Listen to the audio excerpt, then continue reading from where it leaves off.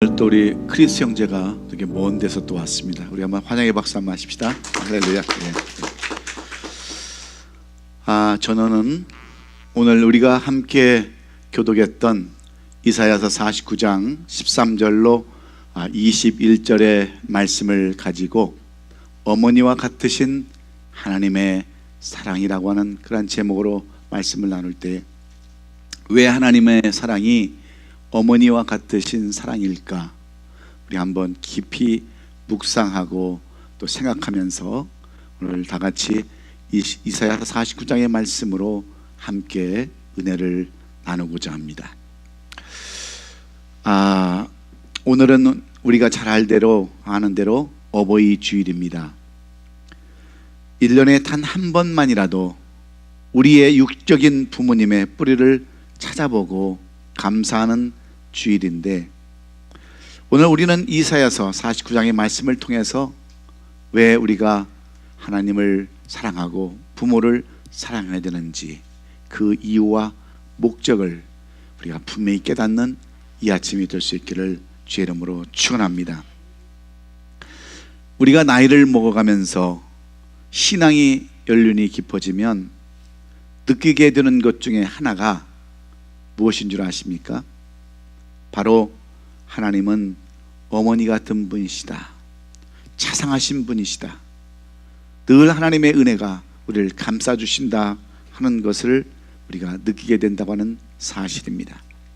나이가 많든 적든 그 누구나 어머니를 그리워하며 어머니의 사랑을 잊지 못하는 데에는 그만한 이유가 있기 때문입니다. 저희 어머니는 올해 93세신데 요즘 부쩍이나 외할머니를 그렇게 찾으신다고 그래요. 외할머니 묘에도 그렇게 가보기를 원하고, 그런 것은 무엇 때문일까요? 나이가 많든 적든 간에 그 삶의 뿌리를 한번 확인해 보기 위함이 아닌가, 그렇게 생각을 해봅니다. 그래서 그 어머니의 사랑을 잊지 못하는 것은 누구나 마찬가지인데, 왜 어머니의 사랑을 그렇게 잊지 못하는 것일까요? 시편 121편 4절에 보면 이스라엘을 지키시는 졸지도 아니하시고 주무시지도 아니하시라고 하신 분, 그분이 바로 어머니의 모습이기 때문인 줄로 믿습니다. 저는 20여 년의 목회를 하는 동안에 제 목회에서 어머니 그러면, 엄마 그러면 잊혀지지 않는 한 분이 있습니다. 그분이 바로 누구냐면 우리 박근식 권사님의 며느리, 우리 김남기 집사님의 아내이신 김혜경 집사님이십니다. 이 김혜경 집사님은 제가 본교에서 전도사 사역을 할 때, 다운이에서 전도사로 사역을 할 때 새벽재단을 인도하고 있는 가운데 새벽재단에 찾아오신 분입니다. 우리 그 당시 성도께서 이 김혜경 집사님을 새벽재단에 모시고 온 이유는 뭐냐면, 이분이 자궁에 근종이 생겨서 수술 날짜를 받아놨다는 거예요. 그러면서 저한테 부탁하기를, 전사님, 다음 주에 수술을 해야 되는데 수술하지 않고 이걸 병을 낫게 해달라고 기도해달라고 그러면서 새벽재단에 참석을 하셨어요. 그래서 일주일 동안 계속 오셨습니다. 그래서 저는 간절한 마음으로 그때 장로님들과 함께 또 열심히 그 자궁 근종을 없애달라고 간절히 기도했어요. 근데 실제로 다음 주에 가서 검사한 결과 근종이 없어졌다고 하는 그러한 내용을 받고 얼마나 기뻤는지 모릅니다. 그리고 나서 제가 이제 목사 안수를 받고 나서 새벽재단은 당연히 없어졌는데, 한 9개월쯤 지났을까? 그 집사님이 섬기시는 순무금교회 고 목사님께서 전화를 주셨어요. 김혜경 집사님이 위암 말기 판정을 받으셔서 여기 라팔마 병원에 입원하셨다고 하는 통보를 받았습니다. 그래서 저하고 우리 집사람하고 찾아가서 마지막 임종을 이렇게 지켜보는데, 그때 김혜경 집사님, 우리 박근식 권사님의 두 손자가 있습니다.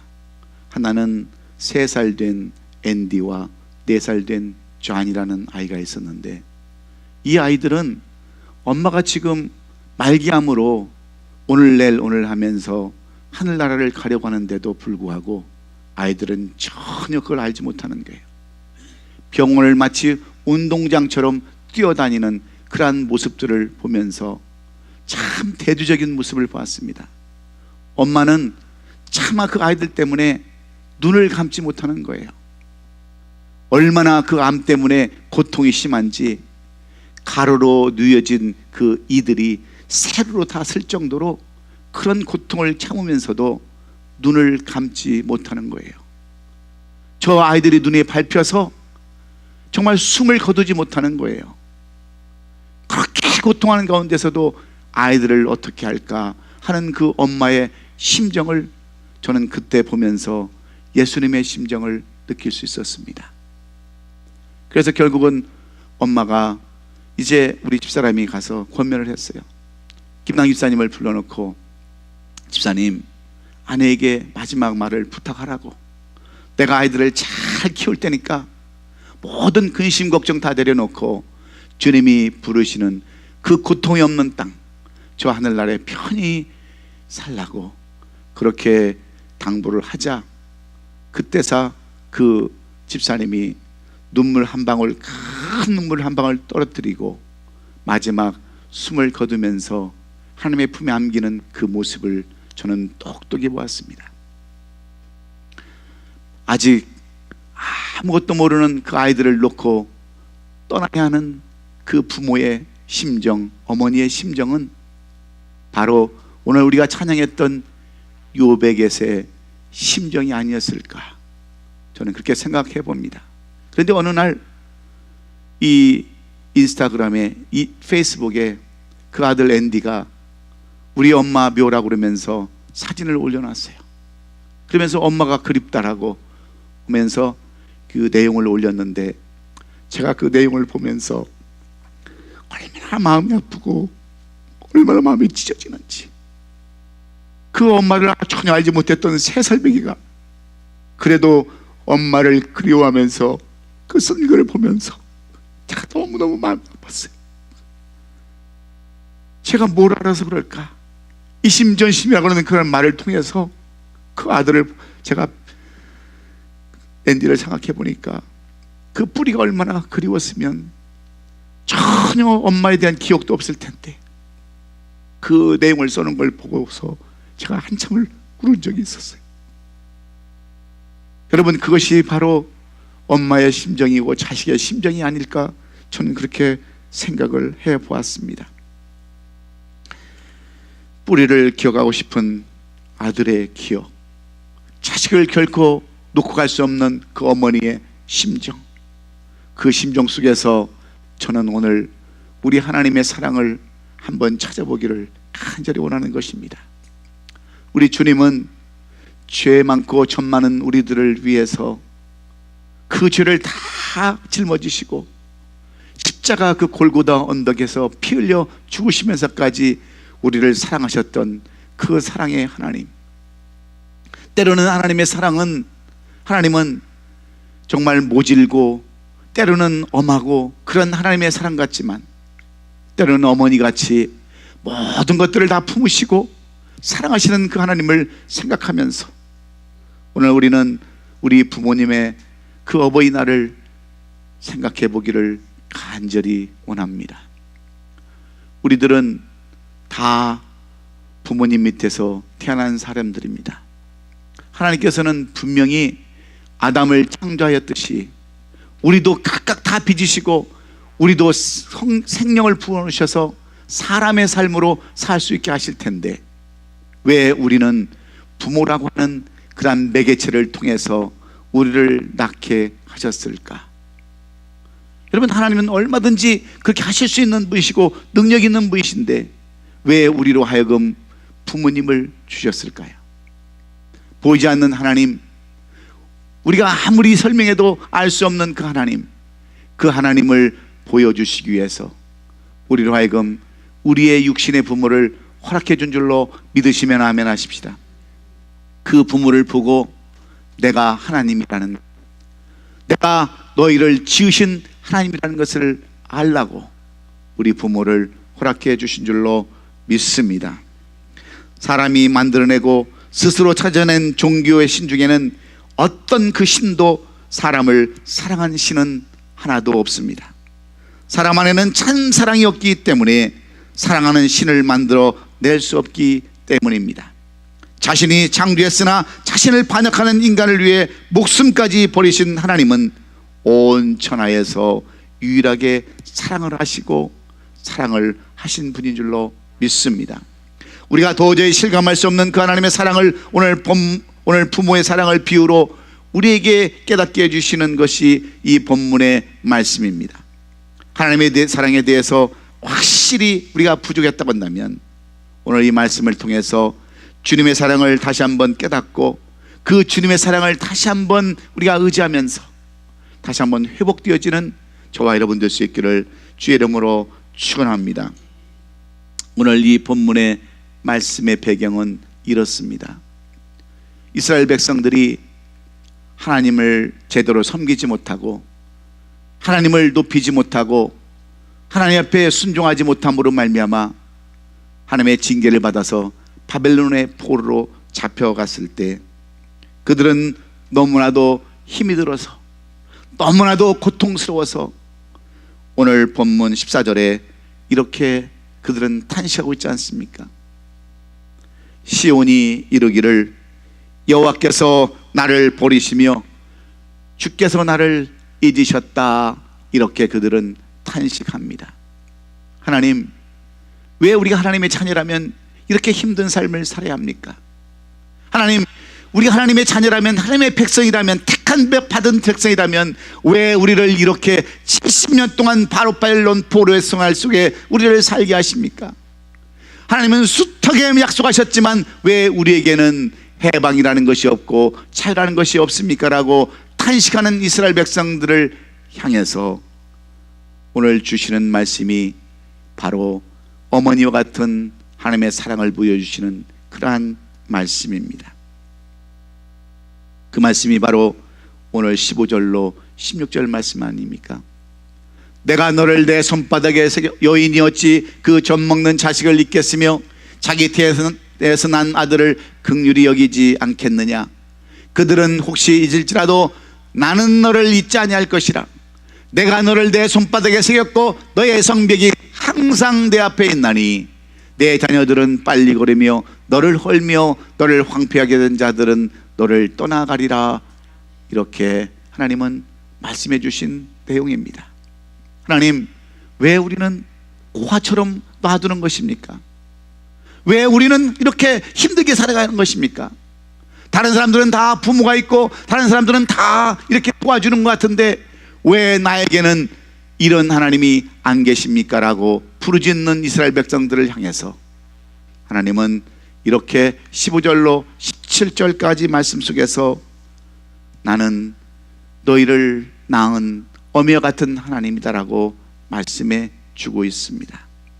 사랑하는 우리 성도 여러분, 이 본문의 말씀은 바벨론에서 포로 생활을 하면서 고통과 낙심 중에서 이스라엘 백성들에게 이사야 선지자를 통해서 하나님의 그 신실한 사랑을 상기시키면서 그의 백성들을 위로하는 그러한 내용입니다. 당시 시온의 백성들은 계속되는 해방과 회복의 약속에도 불구하고 바벨론 포로 생활이 너무나도 혹독하고 오랫동안 지속되었기 때문에 그들은 하나님을 탄식할 수밖에 없었습니다. 여러분, 우리가 잘 아는 다윗도 그를 공격하는 수많은 원수들 때문에 시편 13편 1절에서 뭐라고 그렇게 탄식했습니까? 여호와여, 어느 때까지니까 나를 영원히 잊으시나이까? 주의 얼굴을 나에게서 어느 때까지 숨기시겠나이까? 하면서 탄식했던 이 다윗의 탄식이 바로 이스라엘의 탄식이었어요. 오늘 우리가 이 세상을 살아갈 때도 얼마나 이럴 때가 많이 있습니까? 하나님, 왜 내 사업은 그렇게 힘든 사업입니까? 왜 내 가정은 그렇게 어려운 그런 가정을 겪고 있습니까? 왜 내 신앙생활 가운데는 이렇게 힘든 일만 있는 것입니까? 도대체 하나님은 나를 하나님의 자녀로 삼아 주셨습니까? 하나님은 도대체 나를 생각하시는 것입니까? 나는 고아가 아닙니까? 다리 밑에서 주워온 그런 아들이 아닙니까? 라고 탄식하는 우리를 향해서 주시는 말씀이 바로 이 이사야 49장 13절로 21절의 말씀인 것입니다. 여러분, 여러분의 탄식은 무엇입니까? 하나님은 안 계시다라고 생각하시면서 사시는 분들은 계시지 않습니까? 오늘 어버이날을 통해서 하나님이 우리 부모님을 통해서 주시는 교훈이 어디에 있습니까? 고린도후서 4장 8절은 우리가 사방으로 우겨쌈을 당해도 쌓이지 아니하며 답답한 일을 당해도 낙심치 아니한다라고 써놓았습니다. 왜 그렇습니까? 우리가 바로 어머니 같으신 그 하나님, 정말 전능하신 그 하나님이 어머니처럼 우리를 감싸주시기 때문인 줄로 믿습니다. 그래서 오늘 이 어버이날에 우리 하나님은 우리 성도들에게 다시 한번 위로와 소망을 주시기 위해서 이 본문의 말씀을 주시고, 하나님은 어떠한 분이신가, 이 부모를 대신해서 이렇게 말씀하시는 그 하나님은 어떤 하나님이시고 우리 부모들은 어떤 부모들인가를 우리가 다시 한번 깨닫게 해준 줄로 믿습니다. 그러면 이 어버이 주일에 기억해야 할 하나님은 왜 어머니와 같은 분이라고 말씀하시는 것일까요? 어머니와 같으신 하나님의 사랑이라고 하시는 이유가 무엇 때문일까요? 첫째는 젖을 먹이는 어머니와 같기 때문에 그렇습니다. 젖 먹이는 어미가 바로 우리 하나님과 같기 때문이라는 거예요. 여러분, 우리는 다 젖을 먹고 자랐습니다. 다 어머니 젖을 빨고 다 성장한 사람들이 저희라는 거예요. 그런데 여러분, 어머니는 어떤 어머니입니까? 여러분, 젖을 먹이는 것은 쉽습니까? 저는 7남매 중에서 5번째고 제 밑으로 쌍둥이가 있습니다. 제가 어렸을 때 어머니께서 그 쌍둥이의 젖을 먹이는데요, 이 젖이 모자라지 않습니까? 그러면 아이들은 그 젖을 어떻게 해요? 물어 뜯습니다. 물어 뜯어요. 그러니까 어느 날 어머니가 자기 젖가슴에다가 빨간 옥도전기를 바르고 나오셨더라고요. 그러면서 애들에게 뭐라고 얘기냐면, 엄마가 너무 아파서 젖을 못 준다 그러면서 빨간 옥도전기를 이렇게 바른 것을 보면서, 어머니는 우리를 어떻게 키우셨냐면 자기 살을 먹이고 자기 젖을 먹이고 피를 먹이는 것처럼 우리를 키우셨다고 하는 거예요. 근데 하나님도 똑같다는 겁니다. 내가 너희들을 젖을 먹이는 그런 어미처럼 내가 너희들을 낳았고 너희들을 길렀다라고 말씀하는 겁니다. 하나님께서 실망에 빠져있는 이스라엘 백성들에게 내가 너를 잊지 않냐고 보살펴 주신다는 것을, 여인이 젖 먹는 자식을 어찌 잊을 수 있겠으며 그 태어난 아들을 어찌 긍휼히 여기지 않겠느냐, 이렇게 설명하고 있습니다. 하나님의 약속을 믿지 못하는 당신들의 그 백성들의 불신앙을 보시면서 여성의 모성애를 들어서 그것보다 더 큰 사랑으로 너희들은 도대체 누구냐? 내 자식들이 아니냐? 내가 너희들을 보살펴 줄 것이고 너희들을 안심하라고 이르는 것을 우리는 봅니다. 그래서 여자는 약하지만 어머니는 강하다라는 말이 있지 않습니까? 우리 권사님들하고 제가 아침에 커피를 한잔 하시면서 이렇게 얘기를 하다 보면 우리 어머니들이, 권사님들이 얼마나 강하게 사셨는가를 제가 많이 느낍니다. 제가 며칠 전에도 우리 권사님들에게 여쭤봤어요. 권사님은 몇 세에 과부가 되셨습니까? 그랬더니 어떤 권사님은 50세, 50 몇 세, 어떤 권사님은 40 몇 세. 근데 왜 그때면 결혼을 하시지, 재가를 하시지, 왜 그냥 혼자 사셨습니까? 그랬더니 그때는 그것이 당연한 것이고, 자식들을 보니까 다른 것은 아무것도 보이지 않더라고 하시는 권사님들의 그런 얘기를 들었어요. 여러분, 그 권사님들이 자기 자식, 전맥에서 키운 그 자식들의 앞날을 생각하고 재혼도 포기하고 그저 그것이 사명인 양 살았던 그 어머니의 희생을 우리가 무엇으로 여러분 말할 수 있겠습니까? 그분들이야말로 정말 살을 꼬집으면서 송곳으로 몸을 찔러가면서 그 깊은 밤, 외로운 밤을 견뎌가면서 자식 하나 바라보면서 살았던 그 삶은 여러분 젖을 먹이는 어미 아니면 여러분 그 일을 할 수 없는 줄로 우리는 믿습니다. 그게 바로 어머니예요. 근데 하나님도 우리를 그렇게 사랑하셨다는 거예요. 내가 너희들을 젖을 먹여 키우는 그 자식과 똑같이 생각한다는 거예요. 여러분, 동물도요, 자기 새끼가 태어나면 여러분 젖을 먹일 줄 알아요. 그렇지 않습니까? 당연히 젖을 주는 것을 당연히 생각해요. 너무 힘들고 그러면 도망도 가지만 그래도 젖을 먹이는 것이 여러분 동물인데 하물며 사람이 그렇지 않겠습니까? 이 세상에 예수님 이름 빼놓고 가장 아름다운 이름은 그래서 어머니라는 이름인 줄로 믿습니다. 왜 그래요? 어머니는 자기 자식을 위해서 다 내놓으셨기 때문에 그렇습니다. 다 희생했기 때문에 그래요. 여러분, 우리가 그냥 하늘에서 뚝 떨어진 사람입니까? 다 어머니 밑에서, 부모님 밑에서 자라고 먹고 키웠는데 우리는 조금 나이가 들고 조금 성숙하면 그 부모를 모르는 척하는 사람이 많습니다. 부모를 배반하고 부모를 오히려 더 힘들게 하는 사람들이 얼마나 많습니까? 돈 안 준다고 행패 부리고 돈 안 준다고 힘들게 하고 그런 자식들이 얼마나 많아요. 불효하는 자식들이 얼마나 많은지 모릅니다. 그것은 그들이 젖 먹이는 어머니의 심정을 모르기 때문에 그렇습니다. 피는 물보다도 진하다는 말도 있습니다. 어머니는 어린아이들을 출산할 때 물과 피를 다 쏟으면서 여러분 자식을 낳지 않습니까? 우리 주님도 우리를 위해서 물과 피를 다 쏟듯이 그 사랑을 보여주셨는데 1년에 단 한 번만이라도, 아니 단 한 주간만이라도 우리가 우리 부모를 생각해야 되지 않겠습니까? 이미 때는 다 늦었지만 때로는 부모님들이 다 떠나가서 고아처럼 사시는 분들도 있지만 그래도 우리가 잊지 말아야 할 것은 오늘 그 부모님의 사랑, 젖먹여서 우리를 키우던 그 어미의 사랑, 우리는 결단코 잊지 말아야 합니다. 그래서 마음으로라도 생각이라도 그 어머니 앞에 감사함으로 이 어버이 주를 맞이하고 특별히 우리를 위해서 구원의 길을 열어주시기 위해서 정말 이 땅에 인간으로 오셔서 피를 흘려주시고 물을 다 빼주신 그 주님을 끝까지 사랑하는 저와 여러분 될 수 있기를 주의 이름으로 축원합니다. 그래서 다윗이 시편 27편 10절에서 뭐라고 고백을 합니까?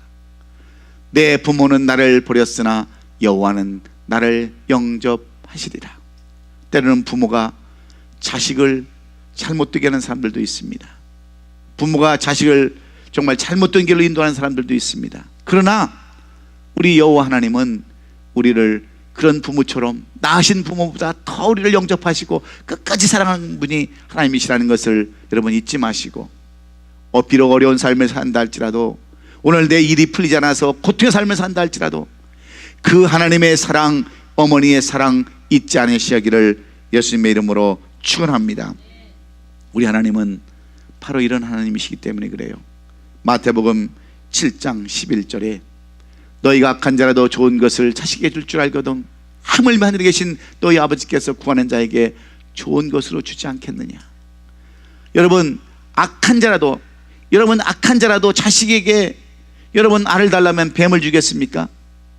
악한 자도 자기에겐 좋은 것을 줄 줄 아는데 하물며 하늘에 계셨던 그러한 아버지, 자기 자식을 통해서 새로 낳게 하신 그 자식들을 어떻게 좋은 것으로 주지 않겠냐라고 맹세하신 그 하나님 앞에 오늘도 우리는 부모님 앞에 감사하고 그 부모님을 알게 하시는 하나님 앞에 감사하는 저와 여러분 될 수 있기를 주의 이름으로 축원합니다. 두 번째로, 왜 우리 하나님의 사랑을 어머니의 사랑이라고 말씀하시는 것일까요? 왜 어머니 같은 하나님이라고 말씀하시는 것일까요? 우리를 손바닥에 새겨 놓았기 때문이랍니다. 족부에 올려놓았기 때문이라는 거예요. 생명책에 기록해 놓았기 때문에 결단코 우리를 포기하지 못한다는 것입니다.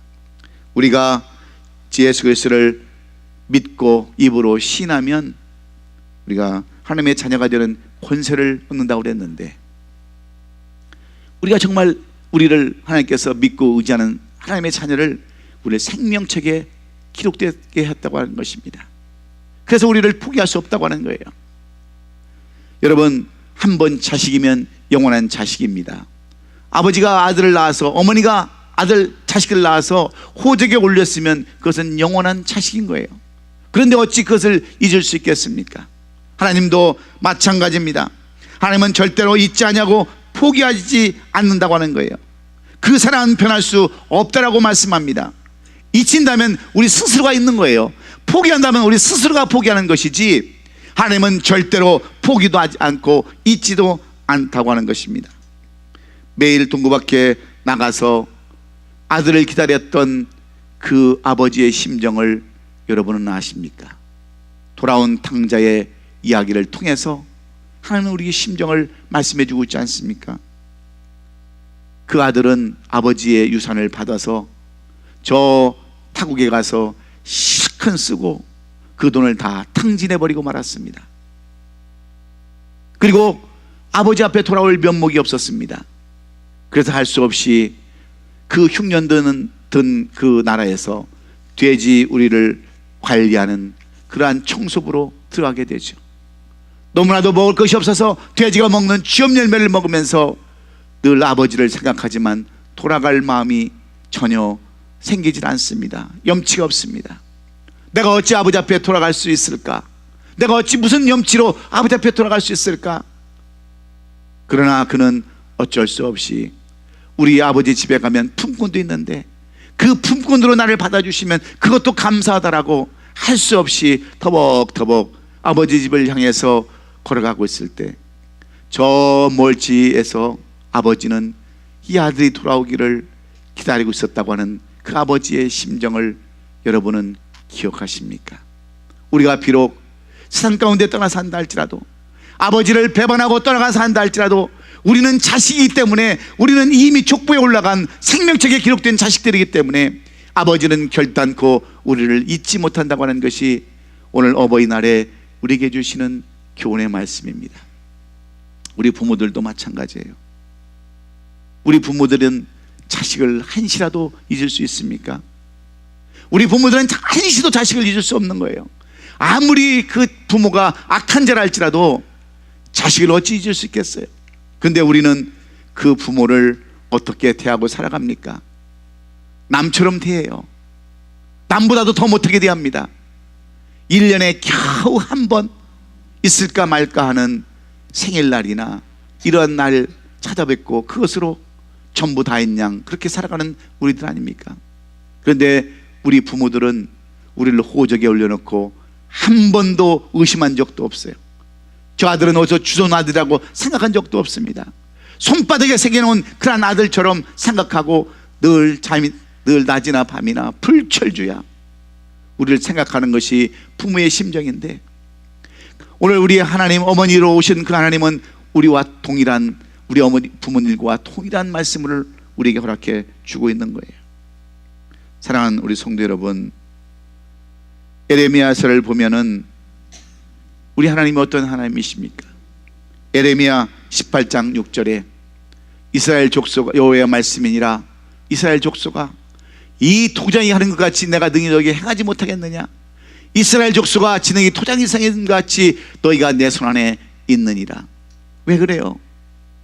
우리는 하나님의 이 주권자로, 하나님의 그 피조물로 우리가 살아가기 때문에 그렇지 않습니까? 얼마든지 우리는 하나님의 토기장이, 하나님께서 우리를 빚었다가 버릴 수도 있고 새로 지을 수도 있지만, 우리는 이미 하나님께서 다 택함 받은 하나님의 백성들이기에 하나님은 결단코 우리를 버리시지 아니하시고 다시 새롭게 빚어서 하나님 보시기에 아름다운 그릇으로 우리를 사용하시겠다고 하는 것이 오늘 주님이 우리에게 말씀하는 능력이 아닙니까? 여러분, 하나님께 한번 붙들린 사람은 하나님의 손안에서 벗어날 수 없다고 하는 것을 오늘 우리는 깨달아야 합니다. 왜? 우리는 하나님의 자녀이기 때문에 그래요. 우리는 하나님의 피값으로 산 자식이요, 이미 하나님의 생명책에 기록된 자들이기 때문에 우리가 부모를 버릴 수 없고 부모가 자식을 버릴 수 없는 것처럼 늘 부모와 자식 관계가 아름다운 관계처럼 오늘 우리 하나님의 사랑의 관계도 아름답게 이어질 수 있기를 주의 이름으로 축원합니다. 그래서 우리 하나님은 능력의 하나님이십니다. 시편 89편 1절에 주의 팔에 능력이 쌓으며 주의 손은 강하고 주의 오른손은 늪이 들리우셨나이다 고백합니다. 요한복음 10장 28절에서 예수님은 내가 그들에게 영생을 주노니 영원히 멸망하지 않을 것이요 또 그들을 내 손에서 빼앗을 자가 없느니라 그랬어요. 여러분, 우리가 다 생명책에 기록되어진 하나님의 자녀들이기 때문에 그렇습니다. 우리 부모가 우리를 끝까지 사랑했던 것처럼 우리 하나님은 끝까지 우리를 사랑하시기 때문에 능력의 하나님이시기 때문에 그 하나님을 의지하면서 이 한 주간 승리하는 저와 여러분 될 수 있기를 예수님의 이름으로 축원합니다. 마지막으로 왜 어머니 같은 하나님이라고 이 이사야 선지자를 통해서 우리에게 말씀해 주시는 것일까요? 하나님의 삶으로 내가 너희들을 회복시키겠다라고 약속하셨기 때문에, 맹세하셨기 때문에 그렇습니다. 오늘 본문 18절에 보면 성경은 이렇게 써놓았습니다. 내 눈을 들어 사방을 보라. 그들이 다 모여 내게로 오느니라. 나 여호와가 이르노라. 내가 나의 삶으로 맹세하노니 내가 반드시 그 모든 무리를 장식처럼 몸에 차며 그것을 띠기를 신부처럼 할 것이라. 이는 내가 황폐하고 적막한 곳들과 내 파멸을 당하였던 땅이 이제는 주민이 많아 좁게 될 것이며 너를 삼켰던 자들이 멀리 떠날 것이라 말씀합니다. 무슨 말씀입니까?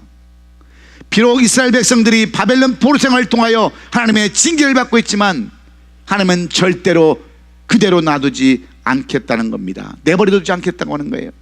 그들이 회개하고 돌아오기만 하면 내가 내 삶을 통해서, 내가 신실하고 의로운 그런 삶을 통해서 내가 약속하고 맹세하는 건데, 내가 반드시 그 모든 무리, 너희들을 괴롭혔던 무리를 이제는 장식품처럼 너희들의 몸에 차게 하고 너희들이 그것을 띠기를 신부처럼 할 것이다. 신부가 그것을 잘 메고 그 장식했던 것처럼 그들을 오히려 장식품처럼 만들어 주시겠다고 하는 것이 우리 하나님의 약속입니다. 그래서 그들이 뭐라고 고백합니까? 이는 내 황폐하고 적막한 곳들과 내 파멸을 당했던 땅에 이제는 주민이 많아 좁게 될 것이며 너를 삼켰던 자들이 멀리 떠날 것이니라. 이렇게 고백하겠다는 거예요. 여러분, 오늘 우리의 삶이 쫓기는 삶 같고 고달픈 삶 같지만 하나님은 우리 어버이로서, 우리의 부모로서 우리가 넘어졌다 할지라도 쓰러졌다 할지라도 반드시 우리를 회복시키시고 우리로 하여금 우리를 괴롭혔던 모든 무리들을 오히려 장식품처럼 사용하셨던 것이 그 하나님의 약속의 말씀인 줄로 믿습니다. 그래서 오늘 이 백성들을 향해서 하나님은 징계도 하시고 벌 주시기도 하지만 더 큰 애와 더 큰 은혜와 복을 주시기 위한 징계임을 알고 우리는 감사하면서 이 어버이날을 보내야 될 줄로 믿습니다. 본문에서도 하나님께서 황폐하고 파멸을 당한 땅을 회복시켜 주시고 당신의 백성들을 대적의 손에서 구하여 주신다라고 약속하고 있기 때문에 그렇습니다. 저는 이 5월이 왜 계절의 여왕이라고 부르는 줄을 저는 압니다. 왜냐하면 이 어린이날을 통해서 바로 어린이 같은 신앙을 가지면, 부모님을 공경하는 신앙을 가지면 하나님께서 회복시켜 주시고 아름답게 우리를 바꿔주신다라고 말씀하고 있기 때문에 그렇습니다. 여러분, 우리가 아무리 무거운 죄를 범하였다 할지라도 하나님은 회개하고 돌아오기만 하면 자녀의 권세를 회복하여 주신 줄로 믿습니다. 혹시 환난과 고통의 긴 터널에서 자신이 하나님께 완전히 잊혀진 존재가 아닌가 차탄에 빠져 있는 우리 성도가 있다고 한다면 오늘 우리는 이 어버이날을 맞이해서 어머니 같은 사랑으로 다가오시는 그 하나님을 우리가 영접하고 그 하나님을 우리가 맞이함으로 말미암아 다시 한번 그 하나님 앞에 나가서 회복되어지는 놀라운 역사를 우리에게 허락해 줄 줄로 믿습니다. 그래서 로마서 8장 39절은 우리에게 이렇게 말씀해 주십니다. 높음이나 깊음이나 다른 어떤 피조물이라도 우리를 우리 주 예수 그리스도 안에 있는 하나님의 사랑에서 끊을 수 없으리라. 할렐루야. 우리를 우리 주 예수 그리스도 안에 있는 하나님의 사랑에서 끊을 수 있는 것이 아무도 없다고 하는 것을 우리에게 말씀해 주고 있습니다. 왜 그렇습니까? 하나님은 젖먹이는 어미와 같기 때문에 그렇습니다. 하나님은 손바닥에 우리의 이름을 새겼기 때문에 그렇습니다. 하나님은 신실하신 삶으로 우리의 회복을 약속하셨기 때문에 그렇습니다. 그래서 우리는 희망이 있는 거예요. 비록 우리 교회가 성장하고 있지는 못하지만 반드시 여기도 크게 차고 넘쳐서 이 자리가 좁아서 옮길 수밖에 없다고 하는 그런 고백이 있음을 분명하게 성경은 말씀해 주고 있습니다. 그러므로 이 어버이날에 우리는 소망을 가집시다. 이 어버이날에 정말 우리 부모가 우리를 낳아주셨던 그 사랑을 다시 한번 기억하면서 나는 정말 코아가 아닌가, 나는 정말 하나님의 은혜를 입지 못하고 사는 사람이 아닌가, 그런 마음을 가지고 살아갔던 우리 성도들이 있다고 한다면 오늘 젖을 먹이는 어미처럼 다가오시는 그 어머니와 같은 하나님의 사랑에 여러분 자신을 맡겨드리시기를 주의 이름으로 축원합니다. 손바닥에 그 이름을 새겼음을 기억하시고 여러분 마음에 유한을 가지시기를 주의 이름으로 축원합니다. 하나님의 신실한 삶으로 맹세하신 그 약속 앞에 우리의 자신을 다 맡겨놓고 그 말씀을 신실하게 붙잡고 이 5월을 다시 시작하는, 5월에 다시 한번 희망을 갖는 우리 모든 성도들이 될 수 있기를 예수 그리스도의 이름으로 축원합니다. 기도하겠습니다.